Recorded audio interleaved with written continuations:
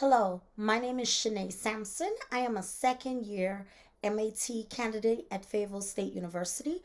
I will be presenting my paper, which is Increasing Mathematical Literacy in the Elementary Classroom. Today, I will be discussing increasing mathematical literacy in the elementary classroom. This is a continuation of previous projects that I have researched. Previously, I discussed using manipulatives in the K to 2 classroom, especially in a virtual setting.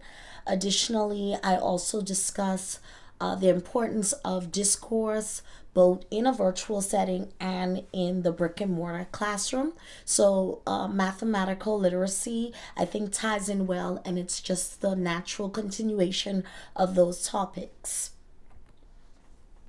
So, in this presentation, I start off by discussing mathematics and how it ties in with literacy. I also discuss the importance of mathematical literacy, especially in an elementary classroom. I discuss manipulatives and discourse just as a review and pretty much tie it in with this existing topic. And then I deep dive into the tactics for building and strengthening math literacy in an elementary classroom through teacher modeling. Prior knowledge and hands on experiences, building fluency through math vocabulary and discourse, and also the integration of literary activities to include STEM activities. And then, of course, I conclude by talking about how tying all of these things together in different combinations, depending on the students in your class, their personalities, and how they react when you implement one of these strategies, can definitely help to build math literacy, especially in a primary grade classroom. So, math literacy at its core is about building understanding. And I pull this quote from William Paul Thurston: Mathematics is not about numbers, equation, computations, or algorithms. It is about understanding. And I think that sums up math just so well, that especially when it comes to problem solving, the core of that is understanding the problem. And I think if we just focus on that core of ensuring that students understand problems logically, then other things come, such as knowing equations and the conceptual understanding. What is mathematical literacy? So, again, like I discussed, it's pretty much understanding, and it is essential to solving problems.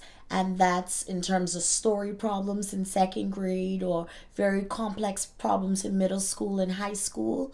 And at the end of the day, how can they use math in their real lives? So, real world problem solving. Math teaches students to be logical thinkers.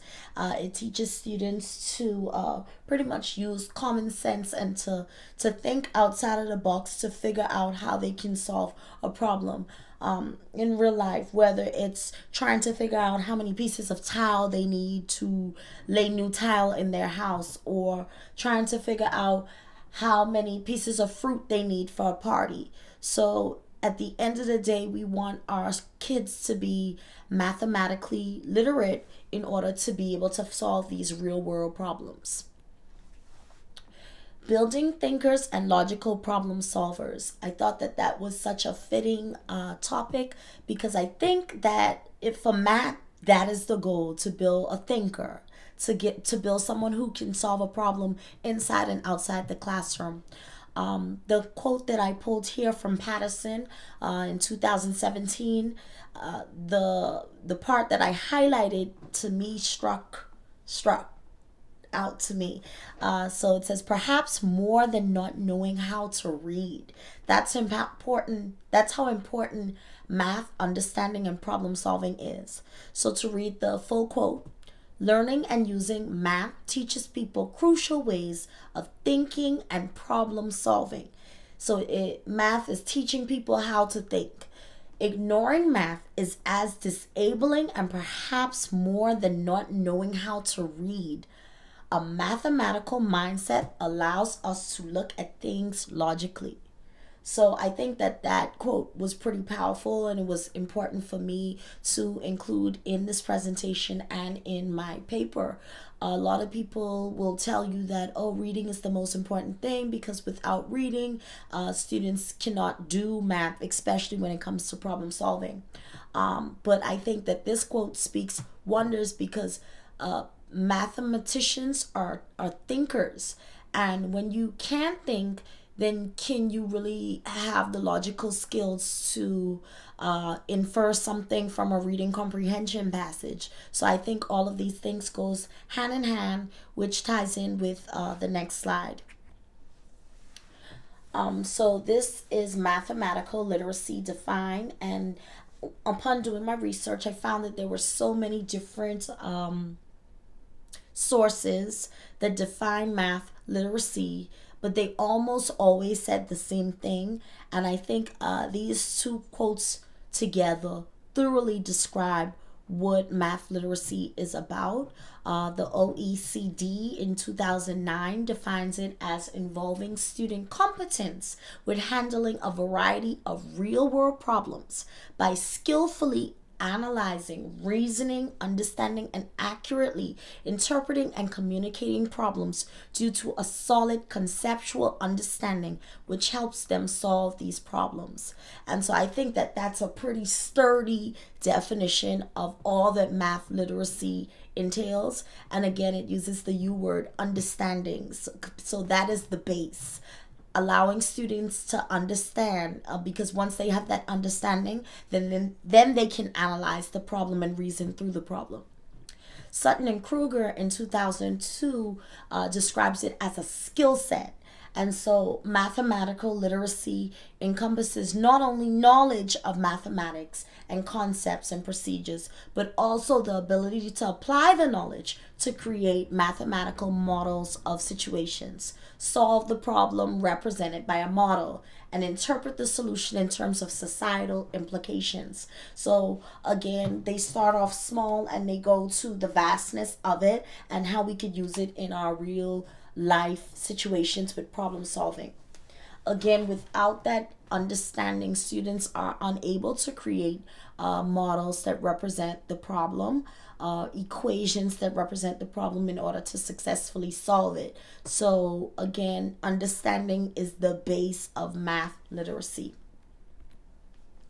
So elementary education has several pillars, and I just wanted to show how literacy is a part of all three of them.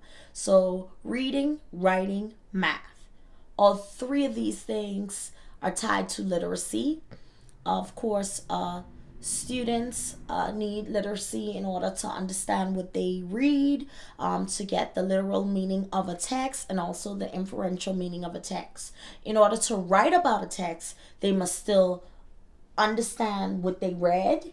And I think writing is almost the highest form of literacy. And we learned that in math, students have to learn how to write about the problems that they solve. This is seen in Envision 2020, the program that Cumberland County Schools currently uses for math, where they have to explain and convince me what they did. In meaningful math tasks, they must explain what they did. So writing is a really big component of math and literacy, and I wanted to show how all of those things tie together. Some may argue again that you need to, like, reading is the core and the most important thing. And yes, reading is important, but math and reading go hand in hand. Again, I thought it was really important to include this NCTM 2014 quote, and it highlights again understanding. So this ties in more with discourse and how effective teaching of math allows students to discuss the problem. But again, in order to discuss the problem, they need that core understanding of the problem, and that's where mathematical literacy comes in. Do they understand what they've read and what the problem is trying to say? And the first step is that mathematical literacy, even before discourse. So students are asked to engage in mathematical conversations, and again, that's part of literacy too. Just being able to verbally express what they understand about the problem, and read articles and discussing with classmates. This is the student interacting with the problem. A really big part of this is what we do in the classroom now called a solve and share. So, initially, before even teaching the lesson, students are presented with a story problem. They are allowed to grapple with the problem. And the first thing that they're doing is one, trying to understand what they read or what the teacher read the problem to be. And then pretty much taking that understanding, trying to reason their way through the problem, and then of course discussing it with their peers. Discourse, but because like I said before, I had previously done research on how important course was to students understanding problem solving. But what else is there prior to mathematical discourse? What do we need to do? The first thing I dive into is teacher modeling. Now, teacher modeling is tremendously important because it teaches a student the proper way to read a problem. So in second grade, we teach them the stop sign strategy, which is stopping at every period, and it is a tool for annotating the problem. So they are highlighting key information and evidence that will help them solve the problem. And so the teacher models how to dissect the problem and helps them build understanding through modeling this dissection. Also with teacher modeling, we want to model, yes, how to compute the problem, but tying it back to mathematical literacy after understanding what they've read. We want to show them how to express what they did in the problem. And again, that's that highest tier of literacy, which is writing about the problem. So a teacher models how to write. She gives them a sentence frame or a sentence stem, and it helps them put what they did into steps. First, we did this, then we did this, finally we did this, or just any stem that will help them to understand their thoughts. And it's really important because, again, with the current Cumberland County Schools curriculum, with convince me's and meaningful math tasks, they're constantly being asked to explain what they did. It's one thing for a student to be able to solve a problem and get the correct answer, but a true conceptual understanding entails the student being able to explain step by step and breaking down what they did to solve the problem. And I always instill that into my second graders. The second thing is building prior knowledge through hands-on activities. In my paper, I talk about how STEM activities help students to actually engage in the math, to turn an abstract idea into something more concrete. There are various quotes, like John Dewey saying that, students learn best by doing, and this is just not in science, this is also in math.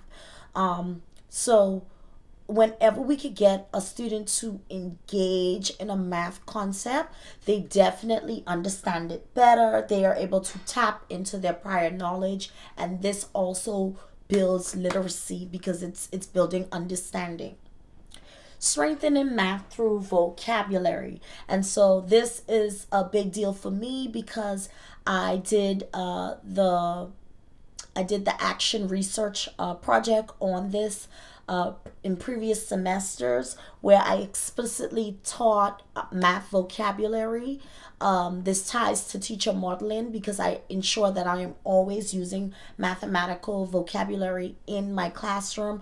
I am using the word sum, difference, equation, expression, partial sum, and then in turn my students begin to use these words. And when they see these words on their assessments and on their tests, they understand that the problem's asking, okay, the difference, that means to subtract, or I need to write an equation. They know what these words mean because they've been engaging with the vocabulary. Again, this also ties in with the discourse. When students are executing and engaging in mathematical discourse in the classroom.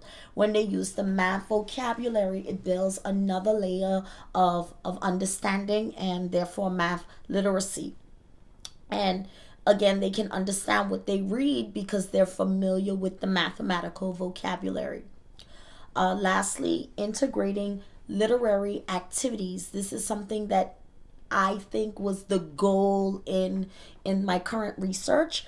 It was the newest part of my research. I was able to find several tech-based programs that tied literacy with math and had a primary goal of building math literacy. And I feel like the programs that I was able to discuss in my paper uh, dove into that, and I'm going to continue to dive into that in this presentation.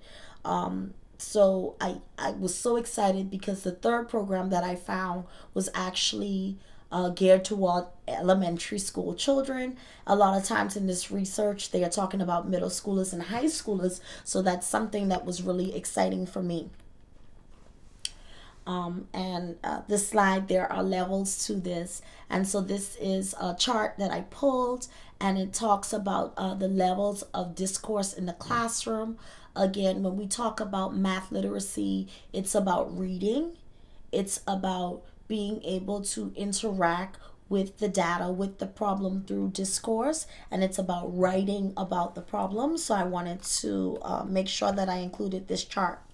And then here is another chart that I found in my research, and it talks about mathematical literacy activities and how to implement them. It's almost a pacing guide.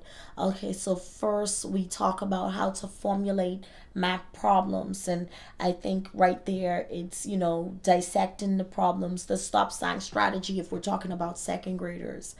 And then again, we're building mathematicians who are thinkers.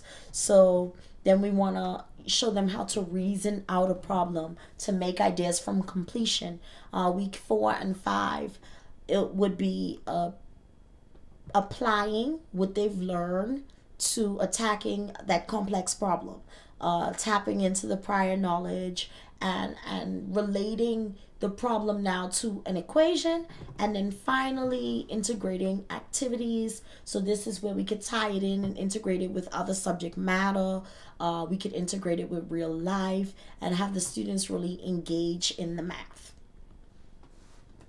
So again, integration. I think this is big when it comes to ensuring that students are mathematically literate.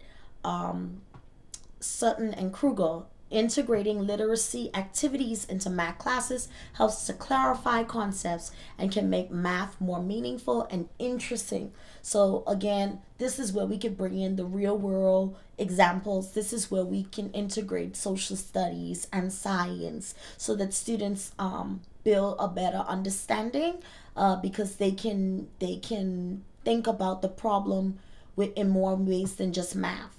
And as you will see later with one of the literary activities that I am suggesting that students leverage, it talks about just removing the numbers to have students understand the problem.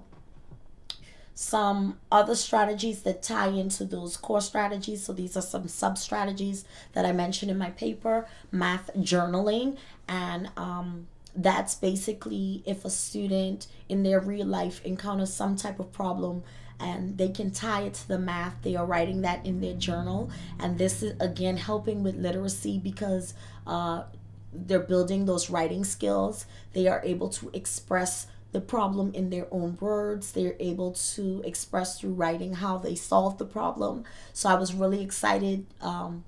Of course, it's something that I knew but did not pinpoint and tie to this topic. So this is something that I want to implement in my classroom. Secondly, I spoke already about STEM activities and integration, and also having students engage and tap into their prior knowledge by having hands-on experiences. And this is where STEM comes in, and problem solving. And then lastly, the thing I'm most excited about, the technology learning platforms.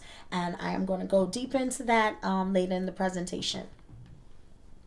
Oh, well, actually, later is now.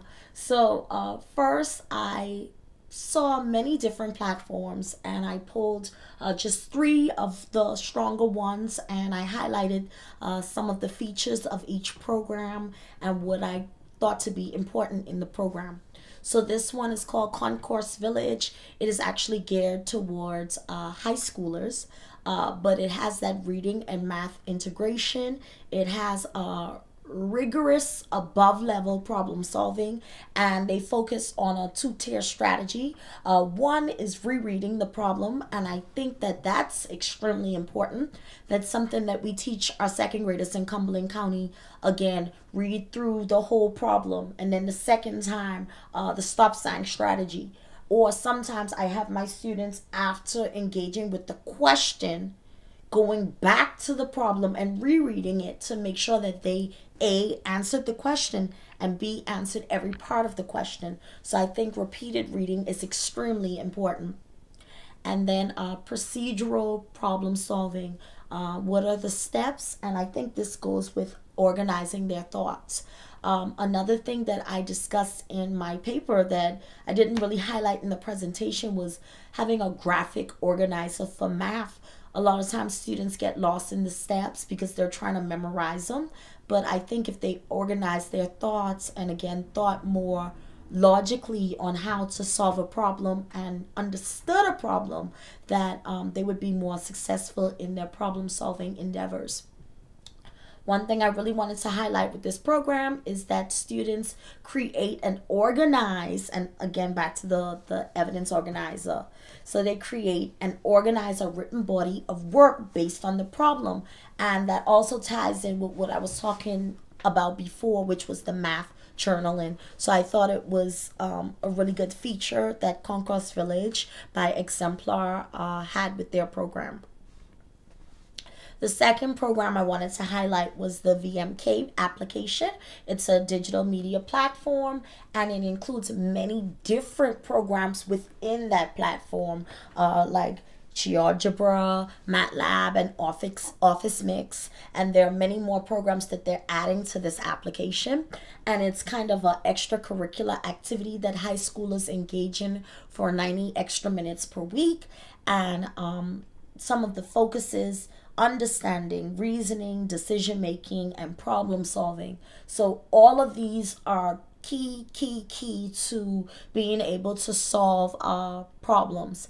And I think that this one was really important because, again, it has those core values of what does a student need to understand a problem. And there's a lot of reading in there too, and decision making comes with the reading, the reasoning, and the problem solving. My all-time favorite application that I came across, as you see with all the notes I have here, is this CVES program. I was really excited about this one because this one was geared towards elementary school students, and as I was reading about it, I saw that this was some of the best practices that I was already doing with my students. So some of the things that CVES encourages the student to do is one, write down the plan, double check your work, something that's really big in second grade, communicate in complete sentences that ties in with literacy and writing. There is a differentiation aspect, there's a procedural aspect, there's a knowledge chart, sort of like the knowledge journal that we do in ELA. Students have to tap into prior knowledge, they have to make a hypothesis, and they have to brainstorm. And then, of course, the rigor is there. They are above grade level problems. So this is something I tend to do with my higher tier students, but this is something I want to give access to for all of my students. Of course, it encourages students to annotate the problem. And actually, as I was reading about it, it talked about how you do this in whole group, you do this in small group, and then they again do it for independent practice with differentiated problems. So that was something I was really excited about. This program also focuses on storytelling and narration. It focuses on repeated reading of the problem. That's a common theme that we talked about. Another feature that I liked about this platform is that it had the sentence frames, and it also encourages students to remove the numbers out of the problem. And so I thought that this program was awesome, and this is something that I really want to look into for using with my students, if that's something that the county and my school will allow. So those are just some tech-based platforms as we seek to reach our tech babies who love to be using technology and engaging with technology. And these are some programs that are geared towards math literacy. So to conclude my presentation, I wanted to pull a few more quotes from my paper. This one is from Freitas and Rahaya in 2020, so it's a pretty recent one. The domain of mathematical literacy includes analyzing, thinking, communicating ideas effectively as they propose, formulate, solve, interpret math and various situations. And I think that sums up well what this big arena of math literacy is. And then what can us as teachers to conclude, where do we go from here? And so appropriate learning, how do we make our learning more appropriate for our students to become these thinkers, these a mathematician who use reasoning skills and logic, and then until understand the problem better. So math literacy of students who have not met expectation shows the need for teachers to develop more appropriate learning. And so that puts the ball back in our court to see what our students' needs are and to seek to meet those needs through research-based methods. So this is just a summary of everything I talked about and how it all ties in with some little side notes, journaling, STEM activities. Again, discourse and vocabulary is something that I built previously, and I wanted to add to that research. And this is just a summary of what I found. Thank you so much for listening to my presentation. I hope that it was all that you expected, and I was really excited to engage in this work. Thank you. Good evening.